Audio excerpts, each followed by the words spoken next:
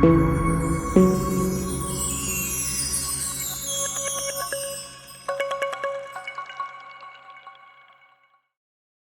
back viewers. In today's video we are going to search the install kernels using terminal, and we will then update the initramfs for a specific kernel in Ubuntu.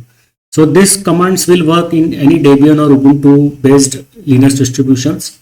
So first you have to know what are the different kernels that have been installed on the system. So you have to use this command dpkg, that is the distribution packaging space -- list, then there is vertical bar space grep linux-image. So this will fetch all the kernels that are installed on your system. So in my case you can see these are all the kernels, that is the Linux image generic 25-26 version, then there is a liquorix kernel, then there is a generic hardware enablement kernel, that is the latest kernel available in the Ubuntu.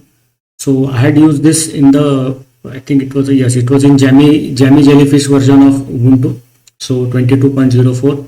Then there was another liquorix kernel, so that's, and this Linux image unsigned. So this was the basic kernel that is shipped with the first version of Ubuntu 22.04.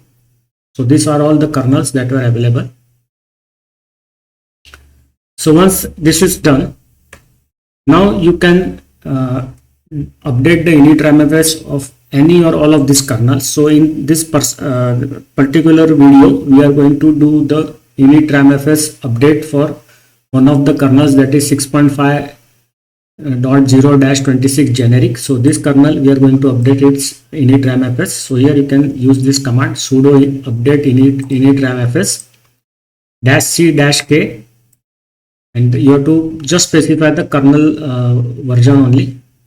So no need to write the kernel image, for example linux-image, then you have to specify the kernel version, not required. Only you have to specify the kernel version, input your root password, and the system will automatically generate this boot image for this particular kernel, that is 6.5.0-26. you can see it here, and you have to reboot your system and you can start using that kernel.